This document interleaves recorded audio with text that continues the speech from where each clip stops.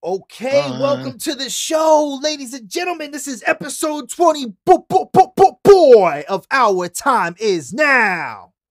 Woo! Didn't think I'd make it to 20. Ladies and gentlemen, this is the moment you've all been waiting for. In this corner, weighing in at 195 pounds, he is from Long Island, New York, the challenger, Time Warp. However, from here on and forever, our time is now. But, you know, 20. Holy shit. Well, everybody, congratulations on 20 episodes. And this is episode 6 of Wrestling with TyMe. I know what it is. With Got your my host, co-host, RoadStar Rhoden. the RoadStar. We got to get a special effects, air horns or some shit up in there. Let's go, baby. I gotta fix this hat because apparently this hat, it's got buttons on the side, but this is how you gotta do it for podcasting because it doesn't fit like a Ranger hat. Are you wearing a Batman sombrero hat? Yeah, you know what I'm saying? This is a bucket hat, bro. This is a bucket hat. I rock that joint like a fedora, you know what I'm saying? You call me Popeye the Sailor Man. Toot toot. Got a little bit of the perp. Got a little bit of the perp. Perp. I got that cherry pie. In the wise words, my man Oliver Spitz. It smells like greed, but it tastes like purple. Fitch. Speaking of purple, what's his face is now selling his own weed, and he's bringing back a family sitcom character from over 20 years ago in order to sell the weed. Who are you talking about? Jaleel White, Urkel? who is known as Steve Urkel, has come out with his own brand of marijuana, and it's called Purple Urkel. And he's dressing up as Steve Urkel to sell the shit. Yo, he got to be dressing up as like Two-Face from Batman or some shit. Get the purple face going, like Purple Urkel, bro. You want to know what's funny? He has a commercial. You can go on YouTube. He's got a commercial, and it's him as Steve Urkel. He reprises the role from Family Matters, and he sounds like he was when he was a teenager. It sounds like he never missed a beat on it. And he's selling it, as Steve Urkel. He's not selling it as Jaleel White. No, of course. Yeah, I mean, he's selling it as the one character he hated playing. Yeah, but that's pretty much a part of a persona with you for life. When something is a majority of your career, dude, hate it or love it, it's a part of you. Like, you could always let old parts of you go, but if it's the moneymaker, you know you're going to be holding on. Here comes the money. You know what I just watched the other night, bro? Well... And Shane McMahon made an appearance in it. If that was the case, then you saw Rollerball? My ass. Yo, Paul Heyman was in it. Shane McMahon was in it. He turned his head for a second while they were in Russia. I was like, oh, wait. Yeah. Isn't it like during like a police scene or something? He just turns his head for like 2 seconds and it captures a shot of him, and that's real it. Quick. And I was like, Shane McMahon. The extras in the credits. Yeah. It even says background cast Shane McMahon. Well, yeah, Paul Heyman was like a kind of an integral part. He was like the United States announcer for the entire sport. So, you know, I don't know. It was dope seeing Paul on there, but yo, ladies and gentlemen, just want to remind you that this week you can check out some homemade soap from our sponsor, myself.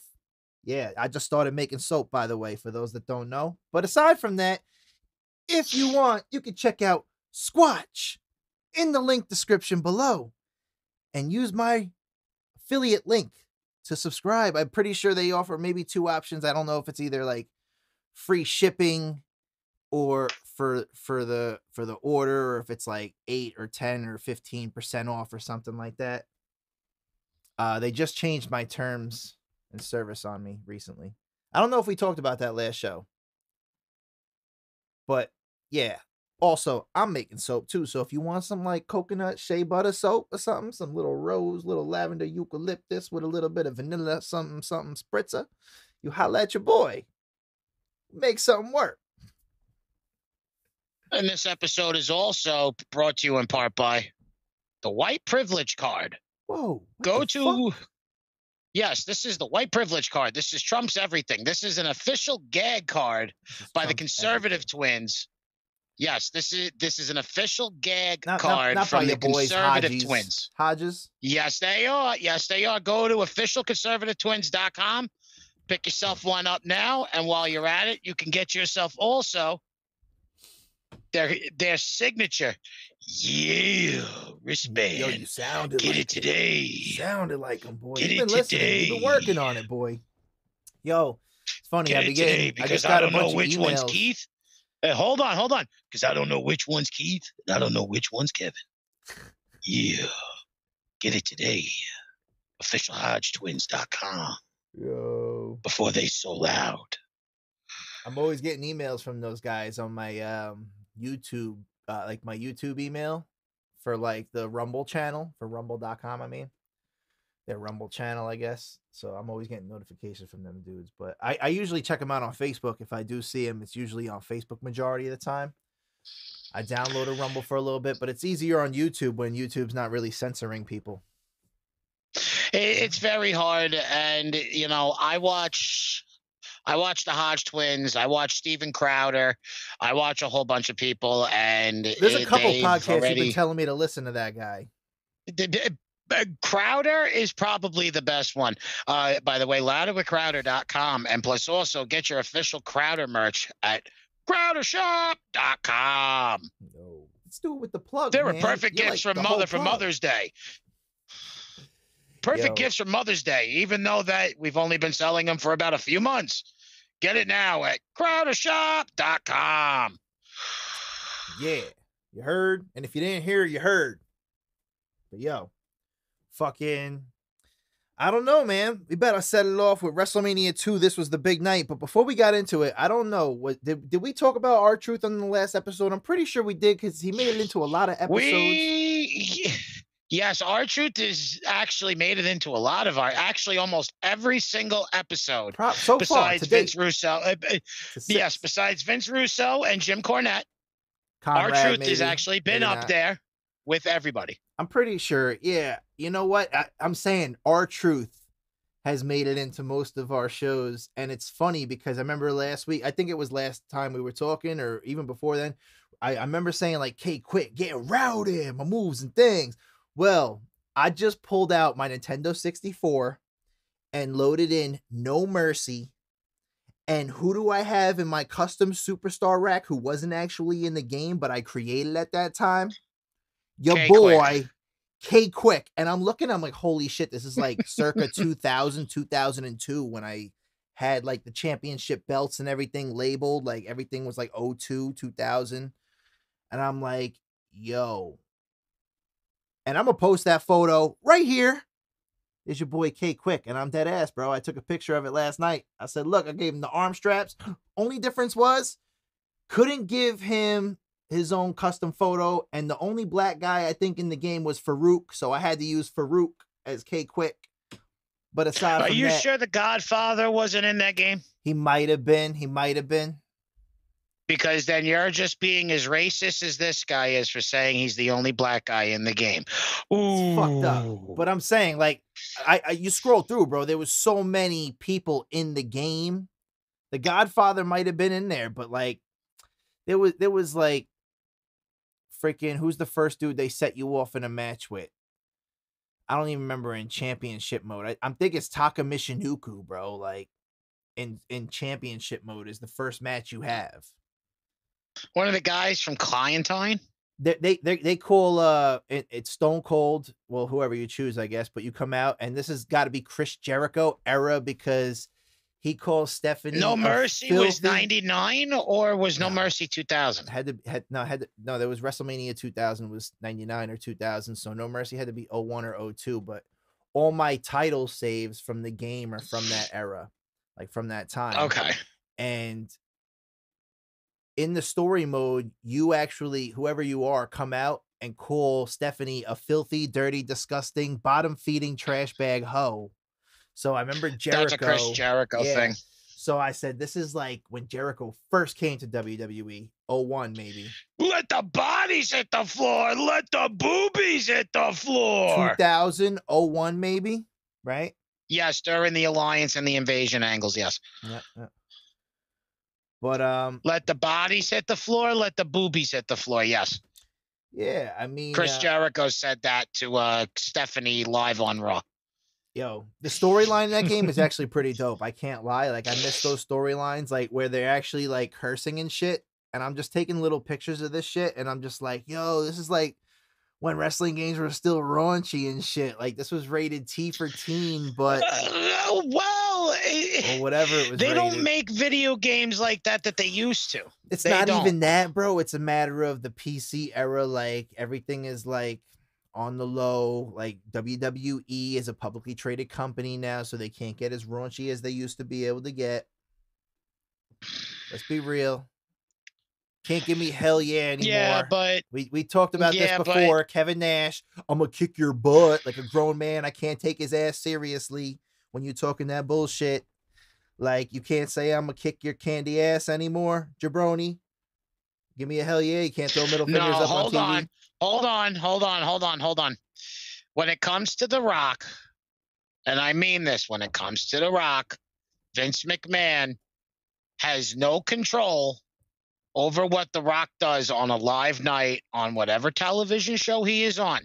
The night where he called CM Punk on Raw, Vince McMahon was so fucking furious. He was screaming at the timekeeper, the referee, Michael Cole, or somebody to get in the ring and have him stop live. Have him stop. That's how fucked up it gets. But it's The Rock. The Rock's going to do whatever he wants because he's got more money than Vince McMahon and he's more famous than Vince McMahon. So The Rock is the new guy like Shawn Michaels that can motherfuck Vince because he's a legit Hollywood superstar. Well, Vince ain't gonna say shit because you know when you have Dwayne on the card, bro, fucking ratings are through the roof that night. Anyway, exactly. He's not just like a worldwide superstar anymore. He's a mega you know, like star, when The Rock comes out. When The Rock comes out, The Rock can do whatever he wants. He can say whatever he wants. Vince McMahon's got no control over what he says, no matter if it's a publicly traded company. If The Rock sat there and said "fuck you" live on TV. Vince McMahon just made $10 million because The Rock cursed live on television. He just sold a shitload of championship side plates with the Brahma Bull's face. Exactly. They, you know, he may have caused like a shit ton of fucking censors fucking calling saying, what the hell? But in Vince's mind, it generated money. So he'll end up having the Brahma Bull with the bottom of it saying, fuck you on the bottom of it. Yeah. And that'll sell. Of course. Well, dude, because it's The Rock. Even in fucking No Mercy, like Stone Cold, like after you win a match, he does like this, and you see the middle fingers, and he does the back roll and does this, or whatever, or he gets down in your face and taunts you and gives you, and like you can see the middle finger clearly, or he does the little flick off. I was like, I don't even know if they do that. Stone Cold comes up on television now when he goes to do this. They pan out and it's doing this, or he just does this, or he just does knuckles up because he's just like, this is how you do it now. I know. Exactly. Sucks, man. Sucks. AE-Dub. Nah. AEW's losing traction in my mind. I still love him. Still love it. I like AEW. They're losing traction though. They need to stop. I think now at this point, put all the WWE guys that you're bringing in. Bring them in for backstage producing roles. All right? You put them in for backstage producer roles. And then you guys have the contract with Impact Wrestling right now. So both promotions can get better TV time, more talent gets exposure on both brands. Use your WWE use your WWE guys who have plenty of years experience in the WWE and know how to, do all this, matchmaking, this, that, and everything. Have them work behind the scenes. Have them come in as part-timers because now they're the pencil and the bookers. But I'm saying you have them come in part-times, and now you push the younger superstars. You see, that was WCW's thing. When Eric Bischoff was running WCW. Now, though. AEW has a ton of... No. legends. Here's the problem. They have too many WWE superstars, and a lot of them are wrestling still. None of them are doing backstage producing roles, which what they should be coming in like for Taz as like road and, agents. I'm saying you got Taz. You got the fucking Four Horseman guy. I can't think of his name right now. Baldy. Arn Anderson, Double A. Not Arn Anderson, the other guy. The one that's Tully Blanchard. Tully Blanchard. Yeah, so you got two actual. His daughter's heading to his daughter Tessa's heading to AEW to be with her dad. Cool. That'll be dope. But I'm saying, like, so that's there. And then Big Show coming back. Like that. I mean, you got Jim Ross, who was head of talent development for WWE for what, so long. I mean, that's like one of the greatest guys to have in your corner. Exactly, but he's not doing any talent searches. He's running all the commentating and he's doing talent relations. Personally, I think that AEW has all the talent they need, and it's not a matter about finding new talent as much as it's about mastering and owning the talent that you have. When they were signing 2 years ago, when they were going live saying, this, like, okay, this is who's coming to us, and they kept announcing it live on television. Maybe like 2 or 3 of them were WWE guys, but a lot of them are like indie wrestlers. Some of them were from Impact, Ring of Honor, Evolve, Noah, stuff like that, which is very good. Those are names that you want to push because, all these guys, the end result for every professional wrestler, I don't care what wrestling war that's going on right now, every wrestler wants to go to the WWE. Regardless of how they know it's going to suck, they at least want to sit there and go, I wrestled for the WWE and I got to live my dream. So out of all these guys, I don't even think, hold up. I don't even think the dream is going with the WWE as much as our topic tonight, bro. Wrestlemania. Like, if you could wrestle at WrestleMania, bro, like, you could work for WWE, but if you're in developmentally, you're doing this bullshit, that's bullshit, bro. If you get a WrestleMania match ever, undercard, first match of the night, think of it like a host. Think of it like a union job. WrestleMania moment. You come in for the first 3 to 5 years as an apprentice. Mm-hmm. That's your developmental. Yeah.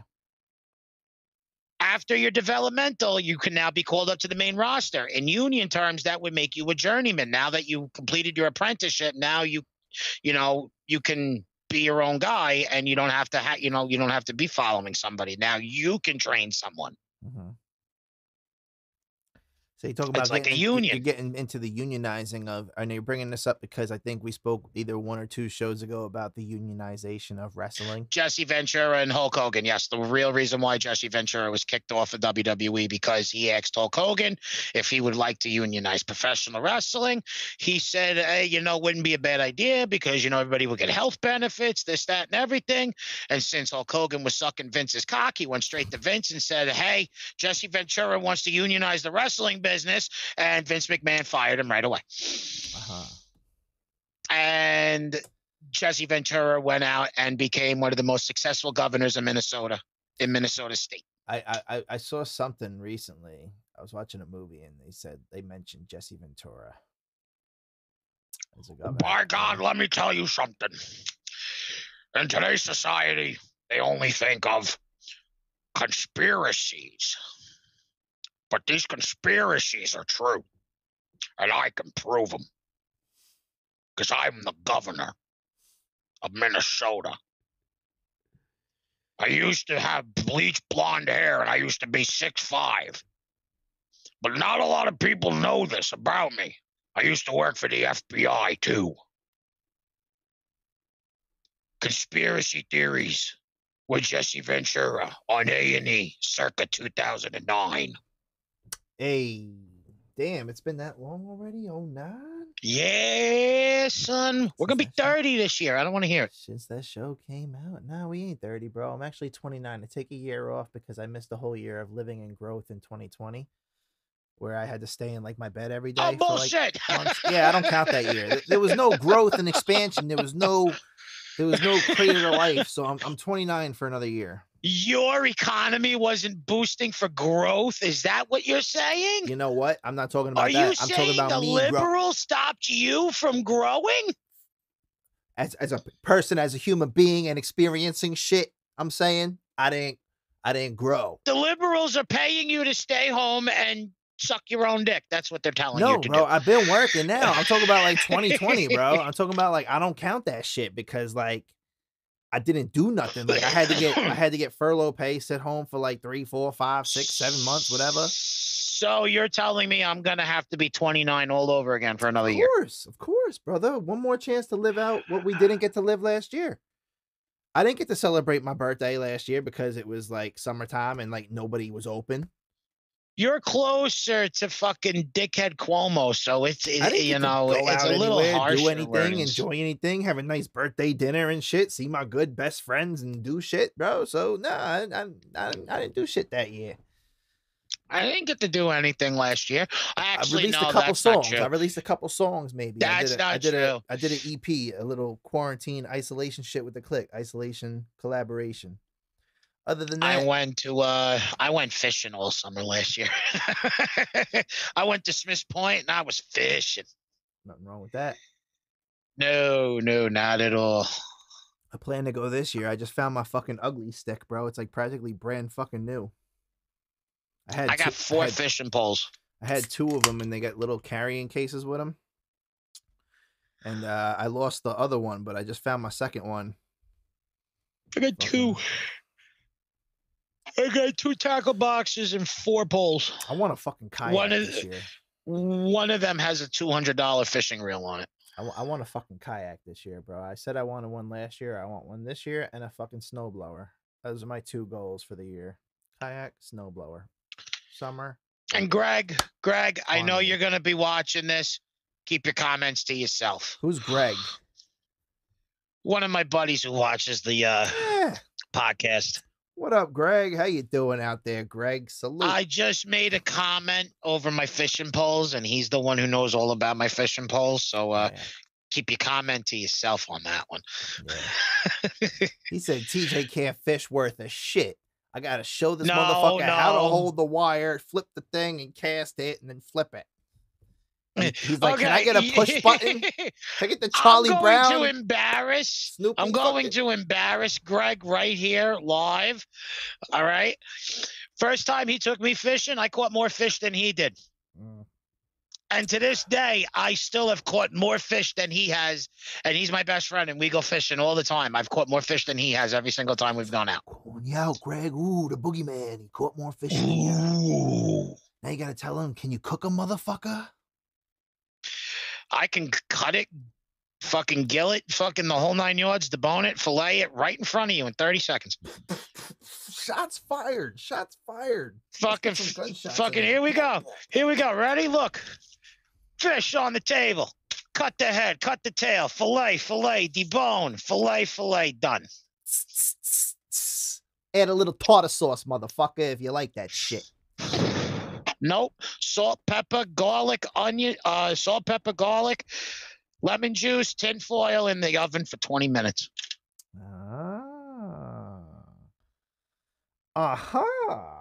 Yo, son. I don't even eat fish, but I want to go back to Norway so I can eat fish. Yo, you don't know what you're missing. I make fucking. You don't know what you're missing. I make fish and chips. You go to Norway, you eat a fish. You come back to. Yo, you go to Norway, you eat a fish. You come back to America, bro. You think that shit that you just ate had 17 heads coming out of the polluted Hudson River with a nasty ass, stank ass taste. I make a England style fish and chips. Okay. England and style. And it is to die for. Hudson River. I'm talking about go to a fishing country, bro. Clear water. Cook that bitch in the fucking water you pull up out the boat. I was like, this shit's so sweet. Came back home. I said, I eat shrimp. I tried an American shrimp. Oh, what the fuck is this? Nasty. I said, yeah. So what the fuck you cooked this in? Some polluted ass water, or was the water polluted that the motherfucker was spawned in? I'm dead ass. No, it bro. came out of fiendish water. Dead ass. You have a shrimp sandwich? You have a shrimp sandwich in Norway? That shit stacked this high, bro. Fucking shrimp in the water that you catch it in. Just, whoo. Ooh. Wow. Mind blown. Yeah, I will say this. I eat shrimp. I love eating shrimp, but catching them bug me the fuck out the way they look. No, I'm just talking about like Norway's a fishing country, bro. That's like the first and only place I ever ate it. And then I came home and tried to eat it and I couldn't eat it here. It was just like, ugh. Like that crab had like 14 claws coming off his 2-claw spawn. Like, what the hell? Well, then you have kind of some radiation was in radioactive that fucking bitch? fish. I'm just saying in Radioactive general, bro. The fish. taste of it in general, I'm just saying. America. Yeah. America. Polluted, TJ. Polluted like Sable's ass. We're going green this year, motherfucker. Invest in green. Invest in Doge. Yeah, for sure. 100%. Fuck you stop for, bitch. Like Elon's mom said to him last night on SNL. You know that shit's going I up. hope you're not giving me Dogecoin for my birthday. I am. He said, hell yeah, mom. Because as soon as we said this shit, it's 2-for-1 sales. That 50 cent finally dropped below where your dollar gets you. I had no idea. I had no idea Elon Musk had Asperger's. Yeah, I didn't either. I didn't even know what the fuck it was. Like, my dad was like, he has that. Asperger's syndrome is the same. I said, look it up. Asperger's syndrome is the same thing that Albert Einstein had. Dude, I think after this quarantine, we all have it. Like, it said, like, hard to socialize and shit, and, like, introverted. Like, it's hard to socialize out there in the world now. If you're not doing some virtual shit, yeah, but hard. He's born. Yeah, but he's Everybody's born scared. with it. So his mental capacity. For some people like Albert Einstein, the Asperger syndrome actually, increased his mental capacity to do mathematics and all this other stuff because he was hyper focused on it. Yeah. So for Elon Musk, he took that same advantage. Too, of course. He took that advantage of what Albert Einstein did with his Asperger's. Instead of making it a con in his life, he made it a big pro, and he's accomplished so much because he can use that hyper focusedness and all that little quirky things that he does. He could turn those quirks into reality. Now, granted, the electric cars that he does produce is a good idea, but the problem that it is to produce those cars is more of a waste of clean energy than you actually believe. It takes 22,000 gallons of clean water to make just one Tesla car battery. Well, yeah. That's ridiculous. What do you do with that water? I understand. You put it back in the ocean. He's admitted it. We don't know what to do with it because the actual contaminants that are in the water, we can't fucking, filter through. So it goes back into the ocean. Yeah, I mean, well, maybe that's why he's just like, hey, fuck it. We're out to Mars. Like, let's fuck this shit up. Yeah, it's already fucked up. Let's try to fuck it up to master what we need to get out there. And we could try all over. Conspiracies with Jesse Ventura. I need a magnifying glass so I can, like, observe you doing your conspiracy theories. Like, it's under speculation. Mr. Trump supporter, I think it might be a lie, you lying son of a bitch.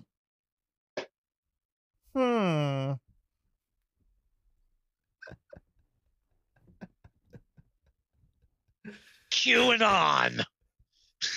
I started watching that shit. And I was like, I gotta really come back to this shit when I'm like stone cold sober and really watch it, or just edibled up.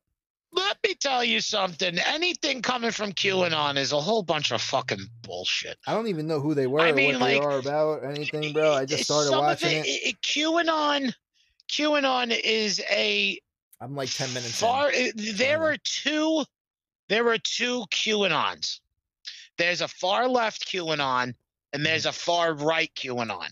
And what I mean by far right, I mean extreme fucking Nazism, the same way as the far left is extreme Nazism.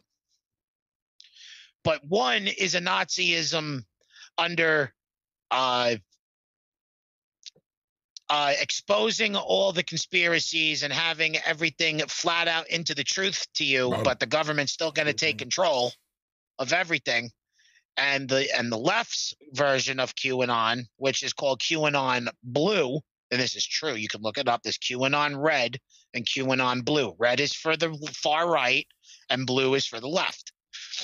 QAnon Left says that all these conspiracies are true. The government's going to do whatever the fuck they want, and you're not going to have any rights whatsoever. You'll end up fucking having your house raided by the FBI and getting shot and having your house sold to the highest bidder, which would be Bill Gates, because he wants to euthanize the entire world and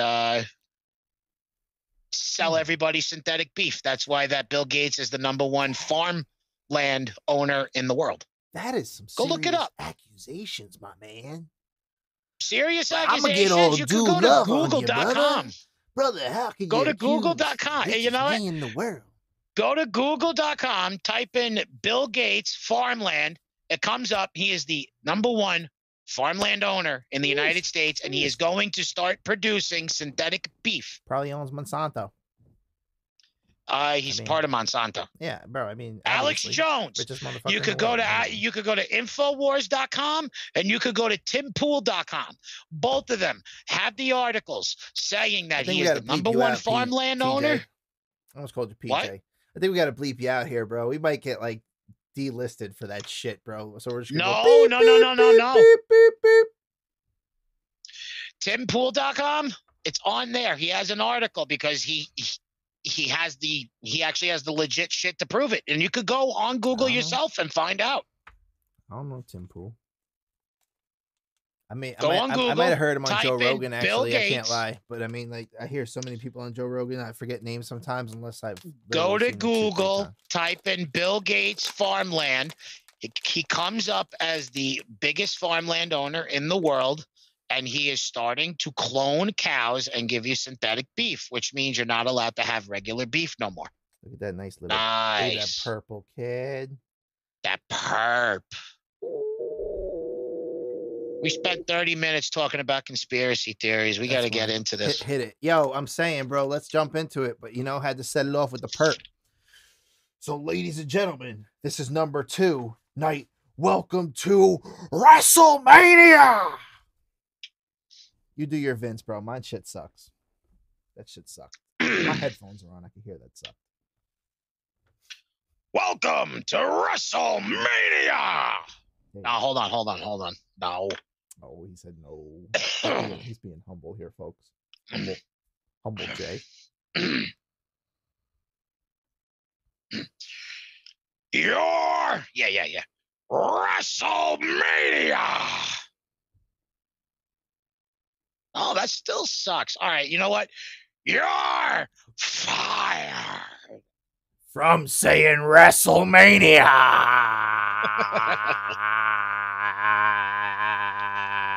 I've wanted to do this for 37 years, and it's the 37th year, and I finally still get to do it after all these years.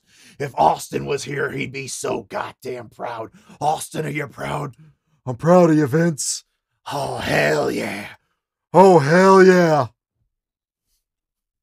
No. I don't know what's wrong with my voice. Let's go, kid. We setting it off. Motherfucking #1. We have our boy Owens and Zayn, right? Yep. Owens and Zayn with Logan Paul. They opened up the night for the U.S. champ. Well, I think it was actually Kane RVD Kali Hall of Fame, maybe not. I don't remember. But from my notes, I thought it was Orton versus The Fiend was the first match. No, that is definitely later on. That is definitely. I have it in my paperwork that it's the first one. Hold on.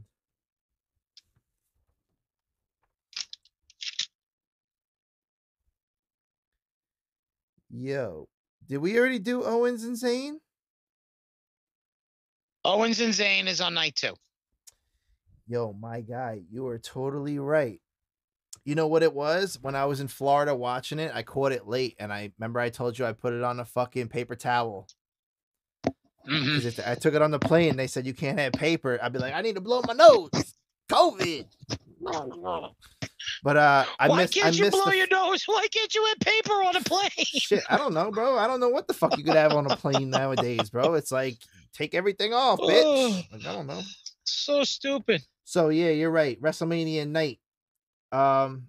Okay, so yeah, you're right, because this is where Hogan and then came out. Orton. Yeah, because I have Orton versus the Fiend first. This is where Titus said, "You can't call people scallywags on live TV."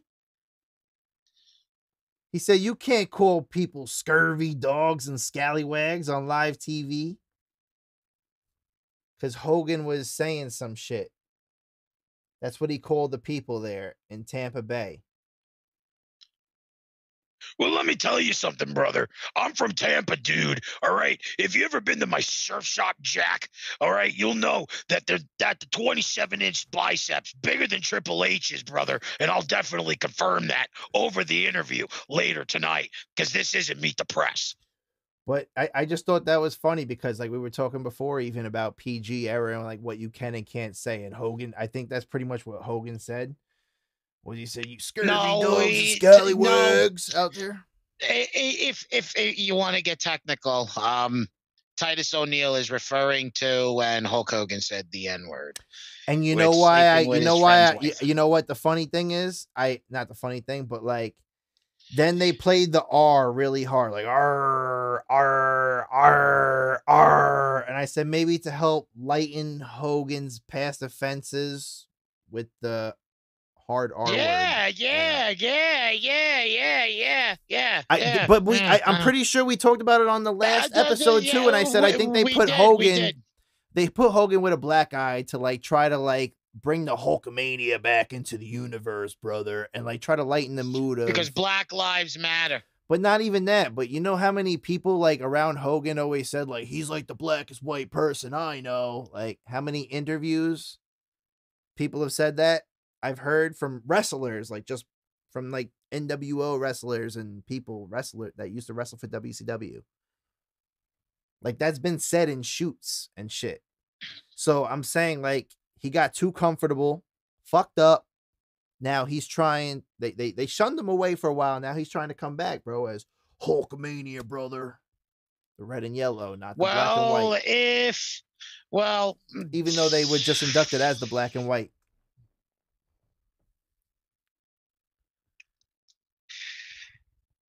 Have Booker T come back and call Hulk Hogan the N-word. He did it in 94. And we're coming for the gold. Hulk Hogan, we're coming for you. I remember that.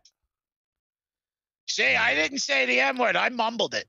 No, there's a difference. But I remember he did it hard on TV, though. Live on pay-per-view. But, we're coming for the gold. Hulk Hogan, we're coming for you. I know. You got to stop doing that shit, though. Even mumbling it, bro. Just, you know what? Like, when they started doing that, like, rappers on the N-word a while back, like, that series, they was talking about it and, like, talking about taking back the word. And, like, I felt like there's no taking a word back. It's just really keeping it alive, keeping it in existence. So using it even in modern day music, like we've expanded, we've advanced, we've evolved, right? So like to use it even, to even use it in modern day music is just to keep it alive. So you can't expect little white kids not to say it when that's what they hear on record from what their older brothers and sisters or people are listening to, or what they have access to. So just eliminate the shit from existence. You have a problem with somebody, with a white guy calling a black guy that word, then why are you using it in your songs? Why is it in hip hop culture? Why is it in pop culture? Well, because why is it being influenced? There's no really taking something kids back as much as there is keeping something alive that should be dead. So you want to take shit back. And yeah, it is a part of the culture. It's been for so long, but why not expand and evolve above it to make it no longer a part of the culture of anybody's lives? To use that as a degradation tool. Go ask NWA. They were the first ones to start using it in their music. Bro, but you know what? That was a different time period, my man. That's what I'm saying. Like, that was a different time period. Understandable. Where, like, that was actually going back and fighting against the power that needed to be. But now that we're, like, advanced in society and we're woke and we're here and there, so it's like, why continue to... Trust me. But I'm saying, why continue to... This country's gone fucking stupid. But why... Off a ridiculous scale of 7.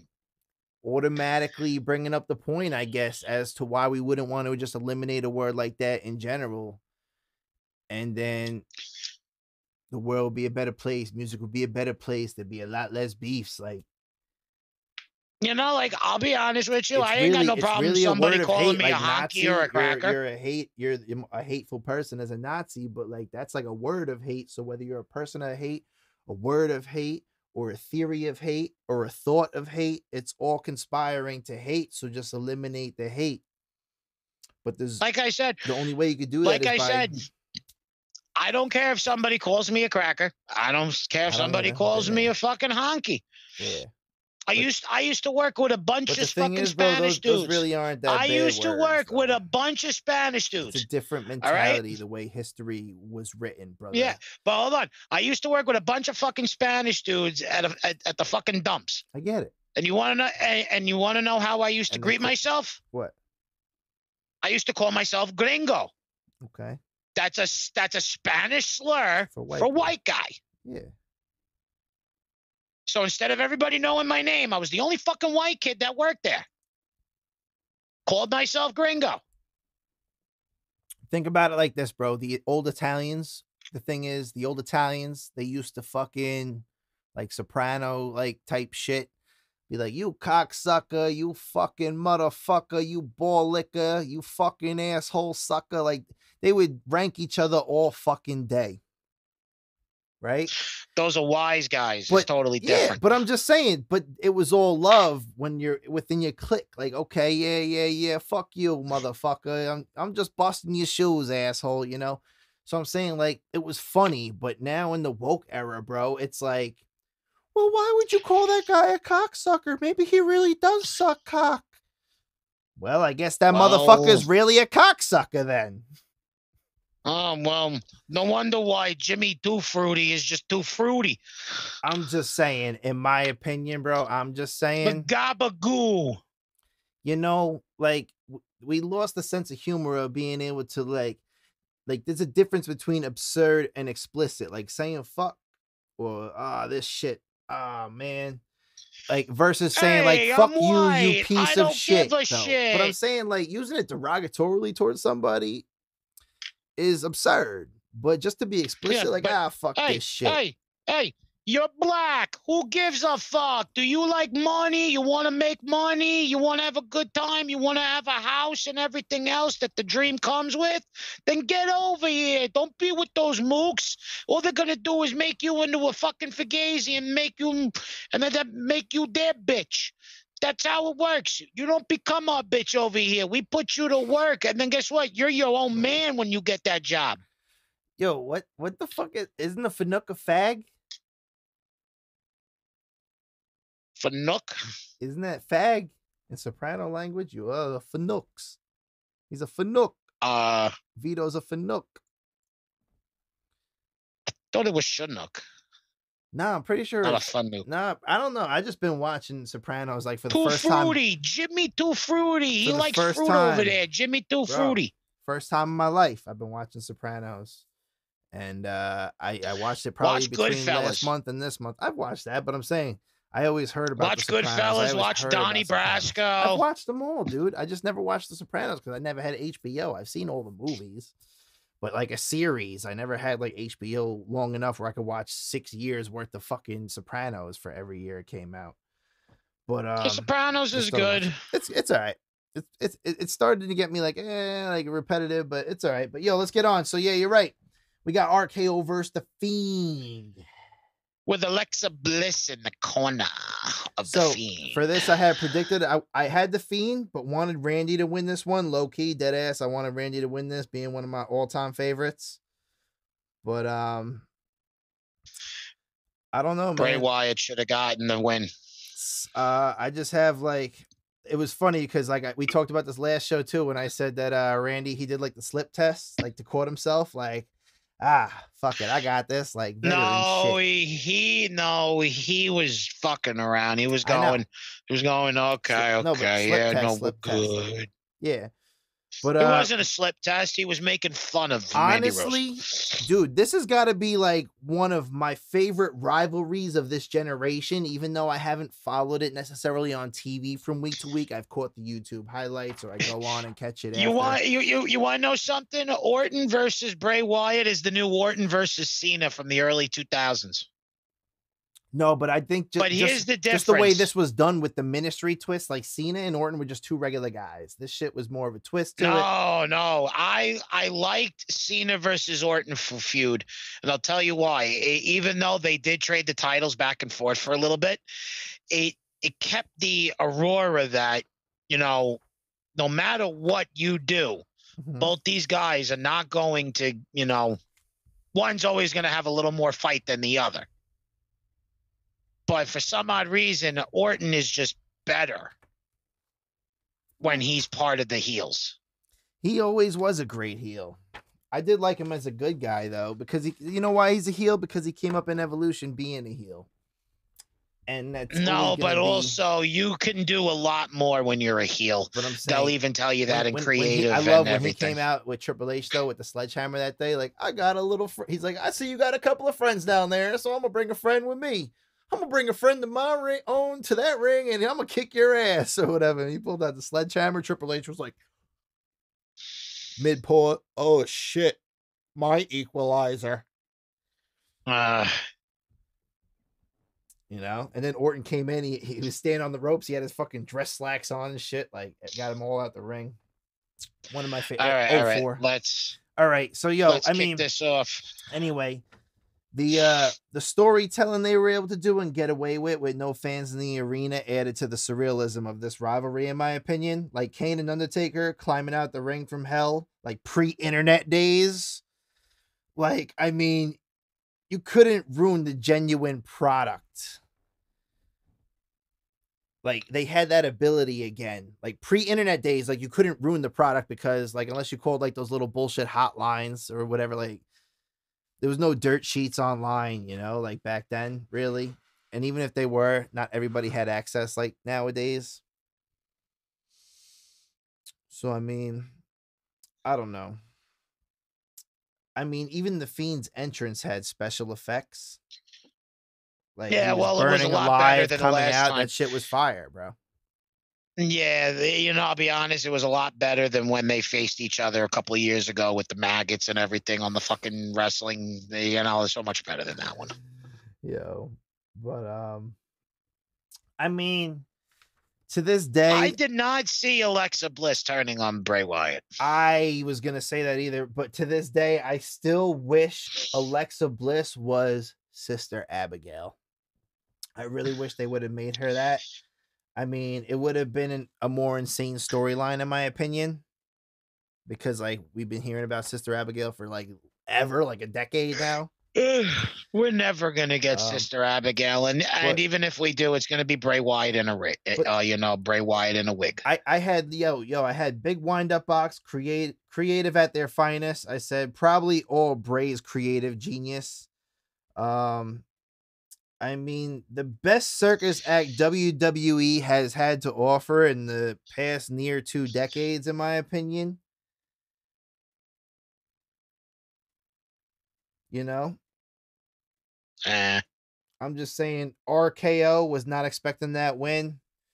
Mysterious exit. And on to the next one. Jack. Okay, we got the women's hit our tag team titles. Hit our sponsor. I gotta go take a leak. Hit our sponsor. Well, if you look at the link in the description down below, you can get a link and a internet Q code to go to drsquatch.com. drsquatch.com gives you plenty of soaps like Cedar Mist, Coffee Burst. I don't know what I'm talking about. It's just names. Also, go to clouderacrowder.com. louderwithcrowder.com, and also crowdershop.com. Pick up your merch and show you how much that you like being a conservative. Go to crowdershop.com. Support the show. And this moment is also brought to you in part by 7-Eleven. Oh, thank heaven for 7-Eleven.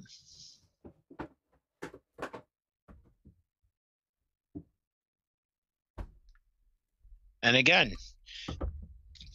Woo, official HodgeTwins.com, conservativetwins.com. Get your white privilege card right now.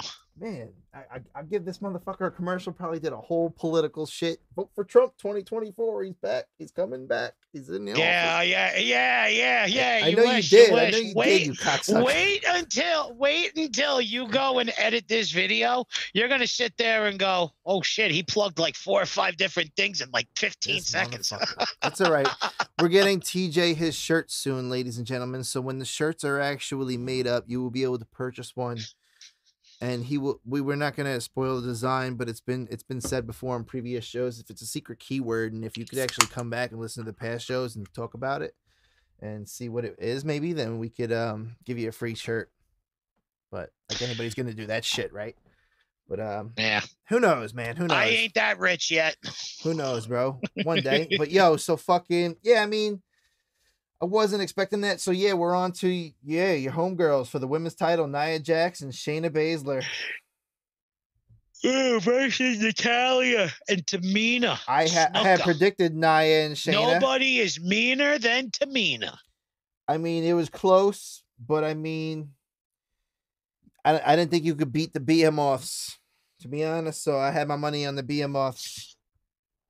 Yeah, honest to God, you're not, as of right now, they're not going to take the titles away from them because, one, Shayna Baszler is a legit UFC MMA fighter, so they're not going to take the title off of her. She's bad. And, I fuck with her heavy. And plus also, they're not going to take the title off of Nia Jax because she's related to The Rock, so she's okay. No.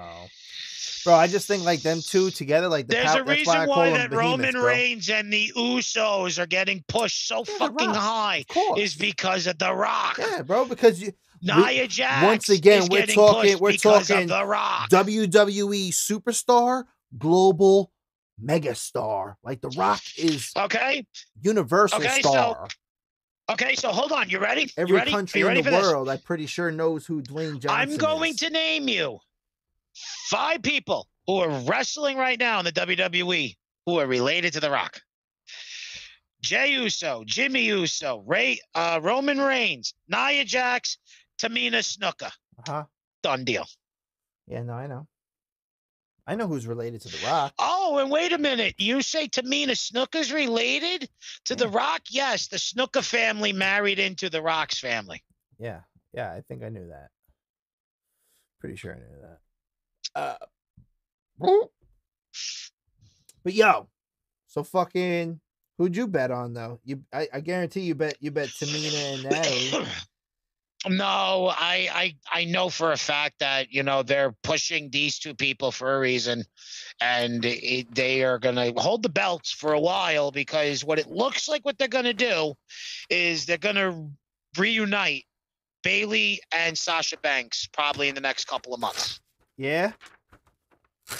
Yeah, because Sasha Banks is taking a break and Bayley's going after the title right now against Bianca Belair. Okay, so now we're on to where I picked up in Florida. We're going to hit this last match. And you want to talk conspiracies? Well, this guy in this match has a bunch of conspiracies just for you. Stay tuned. What's this motherfucker's name? It is Owens and Zayn with Logan Paul. I totally forgot this was based around a conspiracy theory Logan Paul! Oh my God, fucking Logan Paul! Can't wait to see Floyd knock his block off. Don't get me wrong, the Paul brothers are very entertaining, and usually I don't follow like social media. They're assholes. To me, they're assholes. But I'm saying like they're super rich kids, whatever, whatever. I want to see Logan Paul get his ass kicked. Me too. by Floyd. But you know what? I can't front when that shit when Jake Paul stole that motherfucker's hat. Like, I got your hat. That reminded me of Omar back in the day with me. Like, I got your hat. Run away like motherfucker. I'm gonna fuck you up. Like, got your hat. Yeah, Like, you want to know something? that shit You brought and me your back. crew He's a grew clout up. chasing. You and your crew grew up being like the Logan. You and your crew grew up being like the Paul brothers. When meanwhile, me and my crew were the Jackass crew. Well, we were just like roasting, you know, like just like it would be fun, like rapping, No, making music, roasting my each other crew, and shit. me, like, crazy RJ, parties, Justin, me, RJ, Justin, Holcomb, all those guys. We were the Yeah. Jackass crew. We literally mimicked Jackass the movie. We've done all those stupid shit Yeah. and Bro, that Jackass I've seen RJ get like Justin jumping on his fucking head, like what Liz's fence with those aluminum shits through it, and his head bobbing. I'm like, oh my god, this kid's gonna have brain damage. Like, it was just like, all his weight, bro. Oh, leg drops, bro. Straight leg drops. Like, don't try this on TV, kids. Fucking stop sign. Leg dropping on a fucking aluminum fence while your Don't head's try it bopping on left and right. TV. We're gonna give you Don't try it on CTE. TV. That's Fuck it. why I got a fucking fucked up shoulder now. Yeah. Anyway, I we're got a moving spur on in to my this, bro. rotator cuff. So yeah, it's with Logan Kevin Paul. Owens and Sami Zayn. I mean, like, he stunnered him, bro, for the win. Logan And then he stuns Logan Paul too. Logan kind of he tries to be, yeah, I'm saying he tries to be a little dick rider, like, oh, like, I'm with you now, man. He's just like, I don't do that fake friend bullshit. Kevin Owens is the new Stone Cold Steve Austin, but he's the PG version.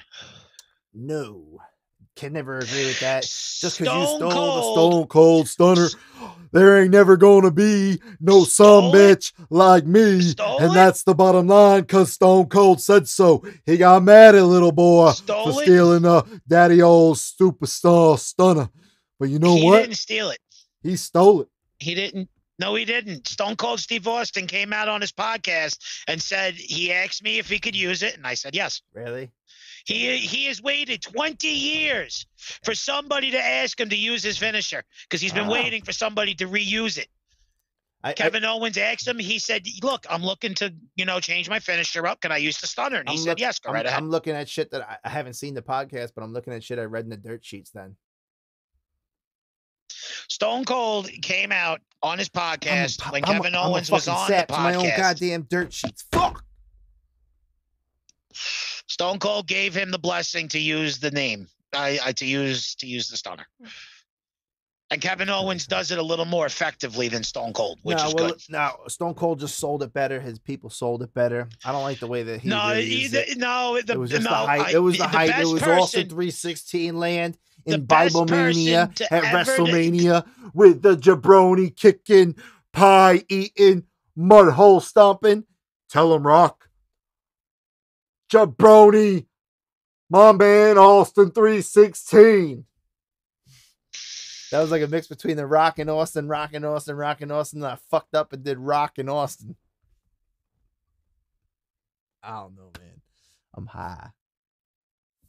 The edibles are kicking Cut me off. I had a couple of gummies, like probably like an hour before we went on. I think they just finally really kick in. I ain't got no edibles. Hold up. Ready? Check this. Ready? Check. One. Yeah. Edibles. Edibles. Edibles. Sound like the Haas twins talking about edibles. It's legal in New York now. Yeah. Get them edibles now. He's probably like, I ain't even a fan of that shit. But if it's for you, freedom, bitch. Freedom to America. Look, man. I don't care. You do you. That's what I want. Those motherfuckers are cool though. I put my dad onto them a little while back, and he liked them a little bit. He's like, yeah, pretty good. He still likes his old good old news networks though. I try to put him onto the new age YouTubes and shit. He's just like, I don't know how to use that shit to look it up. I'm like, hey, Steve man, Crowder. should have learned. But yo, so Next yeah, bro. match. Next we got Sheamus versus Riddle, bro. Yeah, one of my favorite matches of the night because I like Matt Riddle. Yo, he is an OG, bro. He has balls, bro. Matt Riddle. He's a former UFC MMA superstar who dreamt of being a WWE superstar. And one of his ideal matches when he decided to come in, he wanted to fight Brock Lesnar. Well, this is what I have for him that I wrote. He's the ultimate bro. He's the ultimate pot smoking bro. Right, and right well, he should face joking Lesnar. around with RVD. I said he has balls because I said he's an insane performer, and I haven't really seen too much of him since now. Like, I knew he wrestled barefoot, but there has been very rare in the past couple years have I really watched MMA barefoot. I know, but I'm saying very few in the past years. Well, some people do, a lot of people do, but I mean, it's been a very few in the past years that I've watched much WWE. I've been an AEW guy pretty much Wednesday for like a year, two years now, whatever's going on. Haven't really watched WWE. I kind of go back, watch the throwback shit, pay-per-views here and there, but I haven't really been on it because I have other things to do with life. I can't watch a 3-hour show on Monday and Friday, or Monday and Tuesday, or whatever SmackDown moved to. Is it Tuesday, Friday went out? I don't know. They moved it so many goddamn Friday. times. Back to Fridays. I thought they moved it to Tuesdays, Back then to the Fridays, then back to Tuesdays, then Thursdays, and then Fridays. I can't keep up with it, man. I just need one steady show, wrestling, get my fix a week, check my YouTube videos, watch a pay-per-view on a Sunday, you know, like it's football Sunday and shit. Wrestlemania every year, watch it. Exception to every pay-per-view I watch Wrestlemania. But I don't know, man. That was an insane brogue kick variation. It was. But who better than Riddle to set it up? To sell it. I didn't think they would take the title from Riddle, but I think that would actually be a very nice rivalry in my opinion. I took note on that because I thought like that could be now a nice rivalry. Orton and Riddle are now a tag team. I saw the little pound on Twitter today where Orton, rated like, RK bro. Dude, it's bro. RK bro. Oh. I saw Orton give him a pound and walk past it. It was like he got that bro RK approval, bro. Yeah, all right. Okay, RK that makes a bro. lot more sense now. All right, so what do we got next, bro? Who do we got? We got Apollo Crews versus Big Hold on, E for I'm the not gonna Intercontinental hold on. title. First, I'm gonna say there was a funny ass biker commercial with Baron Corbin, and had Triple H with Bad Bunny, the Money in the Bank type shit. The guy was smart partnering. I said the guy was smart partnering with WWE, which we talked about last show with Bad Bunny being one of my favorite. Yes, we matches. did. Bad Bunny was a good exception. I said, to bring not to the gonna WWE. lie though. I said, sure, the performance was horrible. I watched it too. I watched night 2 before 1, so like I didn't like the performance at all. Like coming in on the not the fact coming in on the truck, but just the performance. I was like, oh my god, it was horrendous to my ears. I don't know, not even because I couldn't comprehend it, but I was like, everybody said Limp Bizkit shit sucked. Like this shit sucked a lot worse, bro. I think Limp Bizkit's was a little bit better. Limp Bizkit was a lot better. WrestleMania 19 considered one of the greatest WrestleManias of all time, and 17. Yeah. 3, Yeah. 2, Actually, ladies and gentlemen, here we go again. Right now, let's go. Hit you, control, sweet rock, we roll. Hold up, here we go again. She love me, I'm a crack addict. You tell me I'm a crack addict. I'm addicted to cracking songs with skulls all static or some shit. I don't know what the fuck that motherfucker Fred said, but shit, it's been a while. Next episode, WrestleMania 19. We should. The last match, yo boy, Stone Cold Steve Austin went and had a match with The Rock, and then he had to lose because he had his neck, you see, was giving him problems. He had to go to the hospital. Stone Cold said, I'm going to wrestle anyway. The doctor said, it'll be your last match. And I said, all right, fine. He said, here, Rock, take it. And The Rock was like, oh, hell yeah, Austin. Rock bottom. Well, it wasn't even that. And the torch it was wasn't even passed. that. It was the greatest. No, it was the greatest storytelling between The Rock and Austin's rivalry, because it started back at like WrestleMania, like 15, 16, some shit like that. Was their first time they met at WrestleMania. 15. And then they wrestled again at like 16 or 17 or whatever. Yep, 17. And then WrestleMania 19 like was the last time that they wrestled. They might have did Stone Cold They might have did 16 too, and then 17 he might have got injured. I forget. But 17 Stone Cold wrestled Vince McMahon. I think So I'm thinking like it was 15 to 16 maybe, and then 19. All I know, it might have been 18. Could have been 18. All I know, because The Rock wrestled Hulk Hogan at WrestleMania 18. Right. All I know is that Stone Cold had 2 wins over The Rock at WrestleMania, which means that Stone Cold was better than The Rock. Even though The Rock won the final WrestleMania match between, the best out of 3 matches, The Rock won. Stone Cold still came out the better winner because he had the better win-loss record. Of course. Well, I mean, that, like I said, that was kind of like the passing of the torch, 100%. But I mean, I remember. I think we spoke about this before. I think we spoke about this on previous show where WrestleMania 15. I was at my Uncle Joe's with my dad, and they had a hot box, and like I watched like up to Butterbean match and whatever, and then like when Austin and The Rock came out, bro, it went to Bart Gunn and Butterbean. Yeah. Oh my God, that guy's a fucking appliance. It's scrambled, bro. The hot box scrambled and went to Playboy, and I just remember like my dad like hide behind my back, and I was like okay, but I was like peeking out, like looking at Pam Anderson's. I gotta see titties. Yeah, it was like Pam Anderson's tits, like ooh. But I want to see Austin and Rock. I'm only like fucking. I'm only fucking 1999, bro. I'm 8 years old. Like I still want to see fucking. You're 8 WWE. years old. You're 8 years old, and you're watching Tommy Lee fuck Pamela Anderson. Good I don't job. think it was Pamela. I don't think they were fucking. I think it was just like Playboy Channel. Like it was just girls like modeling with their tits out. But I'm pretty sure it was Pam Anderson. Maybe it was Pam Anderson fucking Tommy Lee, and I just didn't know it.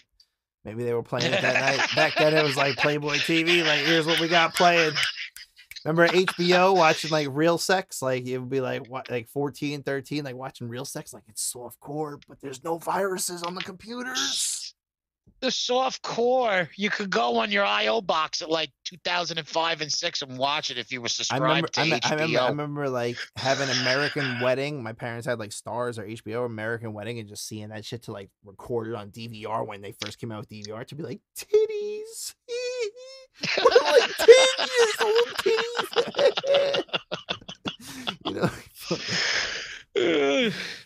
Oh my God. Yo, Castro, bro. Castro gave me my first Playboy, and we've definitely discussed this because my first Playboy was actually Tori Wilson's 2003 whatever month it was for her, but then there was March 2014, which was Terry and Sable, which I had to trade this motherfucker Castro in my old one and give him $5 more in lunch money extortion for the Tori Sable edition that his dad just threw on the top shelf. And he retired that shit. But yeah, bro. Extortion. Yeah, bro. I had that shit, man. The HLA action of Tori and Sable laying next to each other. Hot as fuck. Tori. My wife, apparently. Okay. Like Apollo Crews versus Big E for the Intercontinental title. Way to transition. First ever. Good segue. First ever Nigerian drum match. Okay. I don't understand the match. I didn't even watch it. I'll be honest. I actually left the house for about 10 minutes. IC title. So I didn't watch this match. For the IC title. So for the Intercontinental title. I didn't understand the match. That's the only reason why I didn't watch it. The Nigerian drum match does not make sense. Apollo Crews and Big E are 2 very great athletes. I love them, but I don't understand the match. The only thing I want to know. Explain the rules. Listen. The only thing I want to know. No, they did. But the only thing I want to know is. They didn't explain it to how it should have been very thorough. First of all, like the fucking Punjabi prison match. Yeah, hold up, Mr. Wrestling Authoritarian. First of all, are both these men Nigerian? No, none of them are. Are you sure about that? 100%. No Nigerian blood in him. Yes, 100%. Because Apollo Crew kind of made it sound like he wasn't Nigerian in his vignette. It's his story. It's I'm his also gimmick. thinking. I'm also thinking. I'm like the vignettes are improving. They're more personal. I said it's a page out of AEW's book, how they're getting more personal about it. But I said, do you think this was like a thing brought on by creative where they were like, hey, well, you know, with all the shit going on in the world right now, let's do this. But like, why a Nigerian drum match? Capitalize Why not on just a something. drum match? Are they Nigerian? I don't know. So I'm not even saying anything against it. Maybe they both are and they both agreed to this. But my attitude is just as a creative trying to like influence like world. I would love to see both of them come out and be like, we love to do that because we wanted to, not because like, oh, well, they came to us and said, this is what you got to do. And by contract, you're obligated to do. Well, I don't know. I just didn't understand it. I didn't understand it. All I know is that when I went to go look up who won the match, all I know is that Apollo Crews won, and it didn't tell me how he won. I don't know. I mean, go figure. Apollo I had to look always up talk that like that win. though. This is a rare. Did Apollo always talk like that though, or is this a rare thing? Because, No, this. I said this has got to be Vince's. I said this has got to be Vince's work. Like, did Apollo always talk like that, bro? This gimmick is only listen. This gimmick's only 3 months old. Okay. All right. He started this after the Rumble. I mean, yo, while I'm not gonna lie though, Wale doing Feel the Power, exerting power. Like, I mean, that was dope. I mean, Big E looked Wale has been featured in a lot of wrestling stuff because Wale is a big wrestling guy. He's like an affiliate, but I'm saying like Big E. Wale used to be in WCW back in the day. No, it's who? I believe he was in the NWO like right before WCW like disbanded. He was in the NWO. What? He's an old motherfucker. When he was when Wale was on the July 4th episode of SmackDown, where it was the Usos versus the New Day in the rap battle, he was wearing a shirt from WCW that looked like it was like 30 fucking years old, bro. All right. Could be. And it looks like that he's had it for like forever.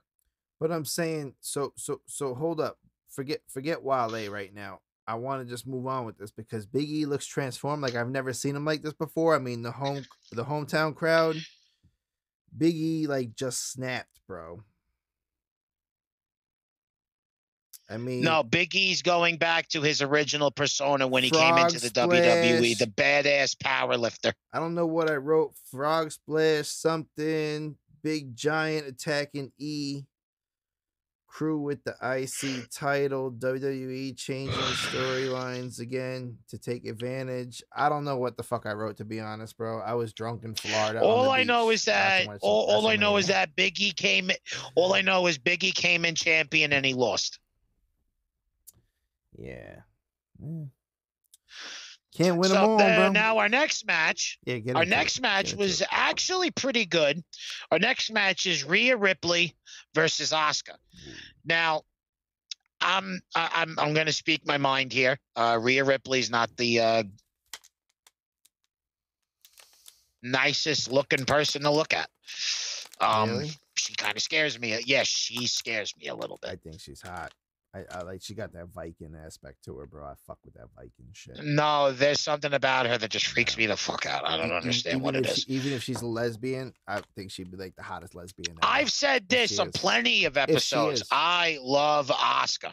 Yeah, I know. You definitely have said that. I love Asuka. I don't care. Asuka's hot.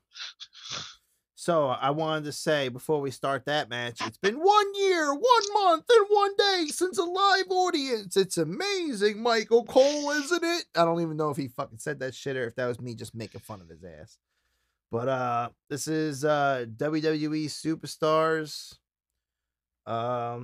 They were petitioning for vaccines though, and it was kind of like politics for me. Like I saw the commercials, and I was like, yeah, I was like, yo, Daniel Bryan, I got a dick right here. You could suck, bro. You want this vaccine? It's called Vaccine. You never suck another dick again. I was just like, get the fuck out of here, bro. You Like, identify as female? That's great. Hold on. You identify that as female? That's great. I identify as vaccinated. Who can play that game? What? Identify as female? No, I was just saying. What? I'm not. If there are people who identify themselves as female, you know, the gender thing that's going on? Of course. Yeah, well. Okay, so some people identify themselves as females. I identify myself as vaccinated. Oh. So take that one. I got you. I get you, you cocksucker. I see what you did there. It's a way to get back at them. Yeah. Well, you don't have a vaccine, you asshole. Well, I identify as vaccinated. Very smooth one, Bond. Mr. James Bond. You slick motherfucker, you. How can you say that you identify as vaccinated? Herd immunity. Yo, dude. I don't give a shit, bro. You know what?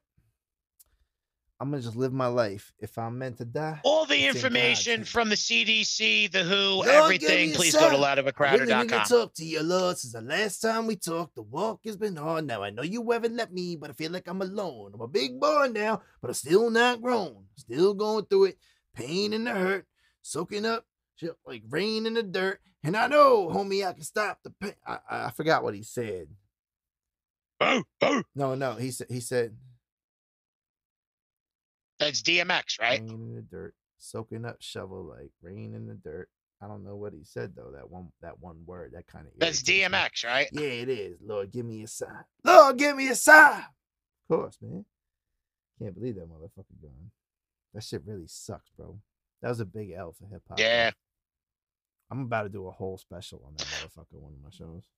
Well, Biggie was a big one. Tupac. Well, you saw the video I posted the day he died, right? I posted a video on the YouTube on a little snippet that I did for DMX like a year or so ago, bro. And it was like, I said, I don't even remember how the fucking song went, but it was, I said, get it on the floor. I said, let's get it on, hit the flow. You would think that it's X. You about to get served. And no, I don't dance, but I woo the pussy, the way I make her squirt. She wanna be dirty. She made me naughty. Let's sit on my lap. I'm not saying that you mistook me for St. Nicholas, but I did that like little X tribute in there, like for You Got Served. Like, get it on the flow. We don't give a what. Remember that song? Get it on the flow. Get it on the flow. So I kind of like paid my homage to that shit growing up. That was the kind of shit that made me and Omar want to go b-boy, like dance. No, go b-boy, like look up videos on YouTube. How to do this, Soldier Boy, crank that shit. Back in 7th grade, like You Got Served inspired that shit. You Got Served inspired that shit, motherfucker. But yo, okay, so yeah, we got Rhea Ripley versus Asuka. The Raw Women's Rhea Championship. Ripley won the title. Yo, for the title, yeah. I had it, bro. I said Rhea's. It's funny you said that because look, I have it right here. I said Rhea's a Viking, but she's hot. Bro, something about it, I don't know. Reversal into the leg lock, German suplex, new women's champ Rhea. I don't know, bro. I just feel like she's got a very pretty face. And she's just a beast at what she does, bro. Like when you love your craft, Ruby, you know, when you love I will be honest, Ruby Riot's more music, wrestler, fucking actor, actress, athlete. Ruby Riot's hotter than her. Ruby Riot is hot too, bro. Ruby Riot is smoking hot. I always love Liv Morgan. And obviously Alexa Bliss being the mainstream, but I mean, like I've had a thing for Sasha. I thought she was like mad cute. She got the little clef. No, Bailey. Nah, it's funny, bro. My fucking Bailey is hot. Amazon shit just said when I tried to say Bliss's name, she tried to activate. But yeah, she over there. Yeah, I heard group. But nah, fucking I don't know, like Bailey. Sasha, Bailey is hot. Fuck Bailey, bro. Sasha Banks with that little clef in her chin, bro. Fuck that. Fuck out of Ever here. since Bullshit. Bailey dyed her hair black, oh fuck no. Ever since she dyed her hair black, she has become hot. Get the fuck out of here, bro. Hit you with my riff You get the fuck out of here. Hey. Bullshit. You're looking like Little Pump right now. Hey, instead of Gucci Gang, it's, you know what? The Hoochie Gang. Where all my motherfucking hoochies at? Pop that booty to the OnlyFans. Gonna make a motherfucking summer jam. Like, hey, make that booty pop. Hey, make that booty bump. Hey, make that shit jump. All on my lap, what? She gonna make that booty bounce back. Hit him like I'm in Tamarack. That's Florida or Hollywood. Maybe go down to Miami cause I could. Or I can and I will cause I want to. I'm a hit Star Island cause I got to. Drive around, be like, where's Sly Stallone? Show him that I'm Rocky. Got a chick to bone in his mansion. Hit him up like, I be Stan son. Cause I'm like Eminem. But got no G-Unit, got no things, and I ain't popping them. But I hit you with the straight freestyle. Off the top of the dome. Show you I'm not Macaulay Culkin, but I'm home alone. Oh no. How did he go there? Might have, but I don't care. I'm plucking your fucking nose hairs. Are you flicking boogers at me? Maybe you could be, but I'm the only one that's laughing. Like, haha, hee hee. I put a chocolate milk on your seat thing when you sat down like you was Robert C. That's my boy Robbie C. When he sat on a fucking chocolate milk carton back in 8th grade in Samoset. Did I go there? Might have.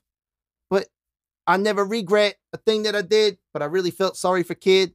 So I had to go into the dump that he threw that shit in, pull it out, put it in my locker till it started to smell like shit, bring it home and then wash it. Brought it back to him, and he said he just dropped that shit right at the bus stop. God damn him. Fucked up. I know it's fucked up what I did, but bringing it back to the story. Yo, TJ, you don't remember this shit. You wasn't there for this. But shit, that's crazy freestyle. I don't know what happened. As soon as I put on the glasses like Riff Raff, I got possessed with the Four Loko. Because that's the tour that I got these from. But it's okay, son. I'm done. Easy. I should put you in a Hawaiian shirt with a pair of bongos and put you down at the beach and see how many people give you money. This motherfucker, bro. This motherfucker's like, I'm going to put you on as a sideshow. He's thinking like Donald Trump. He's a conquistador. He's a fucking explorer. He's a fucking businessman, entrepreneur. Yo, that shit was actually a lot tighter than I thought. I was like, yo, am I going to have to cut this shit out of the show? I said, if the shit fucks up, I got to cut this shit out the show, right? And then I said, you know what? This show is sponsored to you by Labatt Blue Light Lemonades. They come in multiple flavors. My personal one is the mango, but they make you feel real nice and real right. And if you have a little gummy bear with you tonight, then you could just take that and take one hit of the pipe. Feel like everything's going to be all right. With a Labatt Blue Light lemonade. Commercials, bro. Come on. Free advertisement to great brands who I support. Amen. Say amen. Like I be praying. All right, I'm done. I'm not trying to do like those. You see those little Windex shits where he's like Eminem when he gets a package? Eminem when he's like arguing with his kid. Eminem when he's doing this. Well, that motherfucker, I am Eminem. I was cloned from him. They put me on Earth. But I was the Skittle. I was the whole color to his chocolate universe that we could taste the rainbow together because since birth, we're two candy asses. Since we're on a wrestling podcast and with TJ rapping. Get your glasses off your ass. Oh, no, man. I ain't rapping. Come on, we battling. All right, we out. Let's go. I look horrible without glasses. So, fuck that. So, what are we doing right here? So we got Rhea Ripley. Oh, the final match. Spear versus Spear. No. versus the crippler crossface. Hold up. You know, the Austin commercial was dope though too. The Dallas, the oh hell yes, we missed that. Then we got 21 Hall of Fame. We had RVD, Molly, Kali, Ozzy on this night. The Warrior Award to Rich Herring. I don't know who that was. Eric Bischoff. Celeb Wing. Ozzy was dope. And then Kane. My man Kane, bro. I can't skip my man Glenn. Hold up. Ready? I thought the Hall of Fame was in the beginning of the beginning. Hold up. Ready?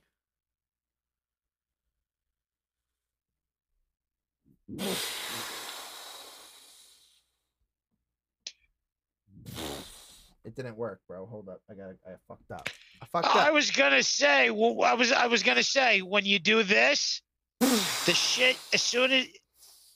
Oh no, you did it way too fast. Well, the thing was, I got my microphone right here, bro, so I can't really bring my arm down here and then put my fucking controller here, dude. I tried it with this hand to do it like this, but it didn't reach the receiver. Hold up. We're gonna retake that shit. Hold on. I gotta get back to the yellow first.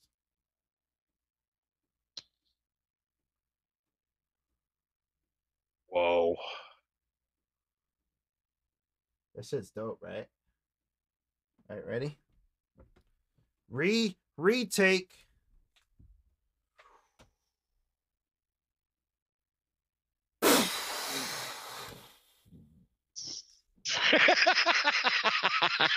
You fucking broke the color system. What the fuck, bro? Look what you did. It's still fucked up. Hold up. It's still fucked up. We do one more again. Because my arm hit this, bro. My arm hit that. All right, ready? Hold up. Retake. Take 3 at 125 almost. Ready?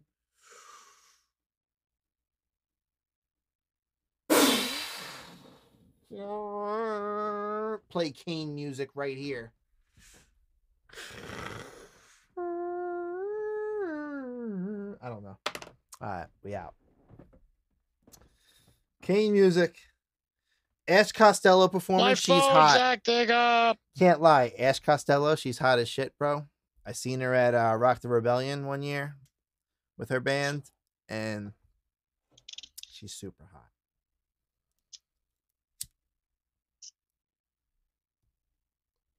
On like that Page level of hot. Main event. Yes, sir. We are. No. Nothing touches Page. Hold up. No, nothing Bailey touches Page. Yo, Sorry. Bailey interrupts Hogan and has a heel personality that a 12-year-old would only believe. I mean, she should have stayed a hugger for them, in my opinion, because that shit, like I mentioned last time, I said it was so annoying to me. It was so fucking. I hated it. I just wish she was hugging again. We know how I feel about Bailey. All right. Well, we know you love her, and you would take her with her pudgy cheeks or short cheeks or stimby cheeks or whatever cheeks or chipmunk cheeks or nasty or angry or bitchy, or she was kicking you in the dick. You'd be like, I love you. We understand we love She's Bailey. got a nice ass, bro. Oh, it's a great She's got ass. a nice ass. It's okay. It's all right. Yeah, fuck you. Anyway, so my girl Trish Stratus had a nice ass, bro. That was back in the day. No, fuck that. Mickey James. Mickey James. When Mickey James first came in. Oh man, that little freaky redhead, bro. Ooh. Christy Hammy? Nothing, right? No. Mickey James was redhead too when she first came in. No, she was blonde. No, she wasn't. She came in as a Trish Stratus stalker. It's like and, Auburn. Oh yeah, but didn't she come in as Auburn though, and then went blonde? No, she was told. No, she came in as the Trish Stratus stalker with the hair, dressing like her, the whole 9 yards. And then after that was over and done with, she changed her hair to the Auburn brunette. Okay. All right. And then she's been that color ever since. All right. So anyway, yeah. So we are on to the main event, Universal Championship. Edge versus Roman Reigns versus Daniel Bryan. I said Edge looked good. I mean, he looked resurrected. Like he looked like he just came straight out the brood, bro. Like reinvigorated, re-innovated, like remotivated, re-everything. This match was just awesome. It kind of was. I had to like watch it a second This time. was just an awesome match. Even though I disagree with the end result, this was a fantastic fucking match. Myself agreeing.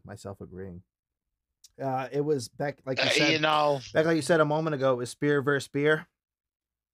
You know, it was reverse. Then they collide. Boom! Versus the crippler crossface. Then Daniel Bryan doing flying headbutts. Since when? I said that's got to be homage to Chris Benoit, which we also spoke on the previous show about. I said, yo, they're starting to bring Benoit back. Homage to Chris Benoit. The yes lock. Surely. The yes lock is the crippler crossface. So I'm saying, you know, I mean, Roman sucks. You're getting a chant, right? So you're getting. It's like getting the Rocky. Because it's the first live crowd in a year, and all the and trust me, I've been a part of that live crowd.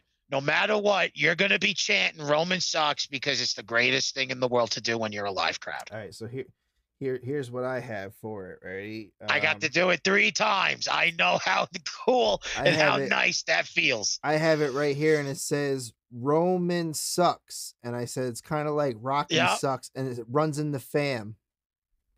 Does run in the fam. I said it's like the Rocky sucks chant. It runs in the fam, bro. Rocky sucks. Roman sucks. Roman sucks. I mean, yeah, Edge crossface. No, Edge did the crossface. Another Benoit tribute. Edge actually pulled off the crossface in this match, which, in my opinion, Edge was actually in the Edge and Randy Orton match. In the Edge and Randy Orton match, in the greatest wrestling match ever. Yeah. They paid a lot of tribute to Chris Benoit in that, and a lot of it was a little fucked up. The thing is, there was one part in the middle of that greatest wrestling match ever that if I remember correctly, I think Edge was hanging from a weight machine. I think I remember backstage. Yes, while they were wrestling. And he was hanging from a weight machine. And that was clear signage to Chris Benoit. And I think somebody did a crossface with a pillow over them or something like that, like over their face. Like that match hit a lot of Chris Benoit moments in it. Yeah, I don't know. In the greatest in the greatest wrestling match ever. I got to go back and rewatch it, but I mean, yeah, Daniel Bryan with the yes lock, and they're doing headbutts. So Edge had the crossface, Daniel Bryan got the yes lock, and they start headbutting each other like crazy.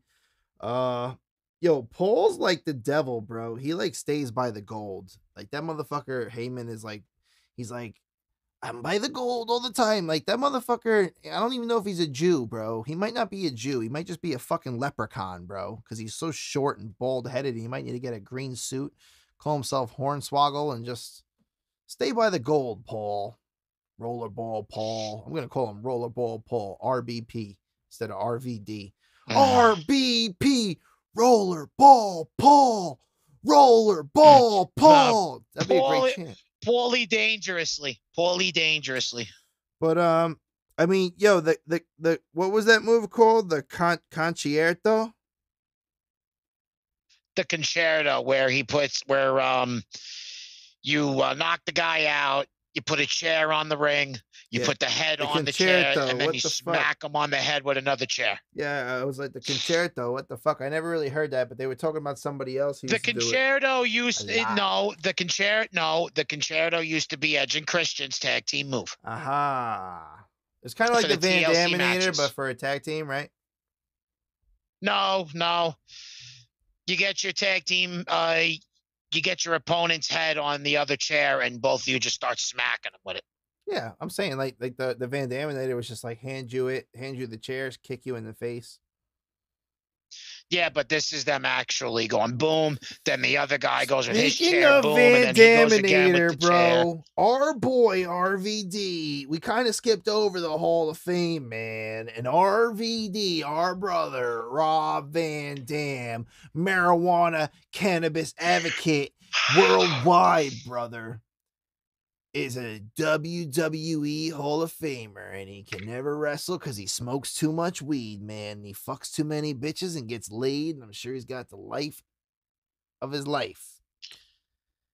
No, he's married. I know he's married, but his girl's into some freaky shit, and that motherfucker definitely getting threesomes.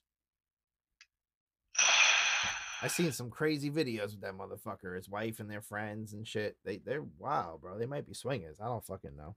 Not saying they is. Don't. If you're watching that, don't shit know for from sure. I'm Impact a deal from a on little your while ass. ago. No, if you're watching that shit from Impact a little while ago, that wasn't his idea. That was the producer's idea. Oh, I'm not talking about like wrestling, bro. I'm talking about like his personal Instagram life. I'm not talking about like who what knows and happened who on cares? TNA and shit. I'm just saying, like they might. I don't care. She might be like, Rob's got so much stamina, Jessica. Check this shit out. He's over there like, yeah, man, I'm just smoking weed and fucking bitches like Jean-Claude Van Damme. Like, why do you think they call us Van Dams? Because you ever watch that movie where he's in the desert with the two bitches in the hotel room and he just bangs them out and he's like, you're leaving already? Like Inferno or some shit? He's like, yeah, bro, we're blazing, you know? Rob Van Dick. Dicking your bitch down all night, bro.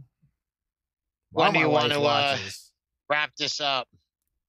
Because Roman Reigns, the head of the table, is looking to pin these two motherfuckers simultaneously to make a point to everybody that he doesn't suck. Talk dog, it's my yard. So fucking Edge lays out Daniel Bryan, and then fucking Roman comes in, lays out Edge, puts Edge over Daniel Bryan's body, and then gets on top of Edge and pins them both. 1, 2, 3. Bullshit. Which I believe is a illegitimate win because technically Edge won. You know, in my opinion too, but Edge should have won regardless. I just wanted Edge to win because it should have been a good comeback feeling for Edge. It should have. Should have, could have, would have. You had a devastating career. You had a devastating career injury. You lost the world. You had to hand over the world title. Took you 10 years. Now you're back. You're back at it, you prick. You got to the main event, and you just couldn't win. So I'm high as shit. But if this was a great main event. Starting to get buzzed. I'm starting to get hungry. You're starting to get hungry? I have to eat something for sure. My girl's going to be home in about 45 minutes. I got to start cooking dinner. I'm definitely high as shit, though, bro. The edibles, the joint, the fucking pipe. Oh, I am fucking retardedly stoned right now. Drinking shit, fucking. Life's good, man. Life's good. But it was a little bit more motivational week this week than last time. Last time I think I took just too many edibles and I didn't have nothing to drink and I just felt really I think that was my problem. Them shit, but them I don't have any edibles. Well, the thing is, when you're with people, you want to talk, but when you're by yourself, you want to sleep. They tire you out. Like, I just want to take a nap, sit back, watch a movie, and just Oh no! When I'm on my edibles, I am in front of my television playing video games. I can't get off my game. But yo, check it. We are gonna come to you live next time talking about WrestleMania 19. That is the agenda, correct? Yes, WrestleMania 19. Put it on your calendar because it'll be at Safeco Field. 2 weeks from today, and we are going to be working on getting the website finished up, the merchandising and everything, but you could check the description in the show right now to try to check out any way to support us, any sponsors, even just listening to the show on Anchor, Spotify, helps out in any way, shape, or form. But you could check out SQUATCH Soap. You could buy us a coffee in the description. You could even check out the PodDecks. If anybody was looking to start a podcast, you could check yourself out some PodDecks. You don't know where to begin these questions. Get the show started. Haven't used them in a while, but we'll get back into it. Not for the wrestling shows. Those are more for the random guests. But salute to everybody. Shout outs to my man Tree J. We working on that new logo, and stay tuned for some shirts, bro. You got anything else to say, my man? God bless America. God bless yourself. And Just make sure that you're not Roman Reigns, because if you do, you suck. Hit us with a little impersonation to maybe wrap the show up. Oh, yeah.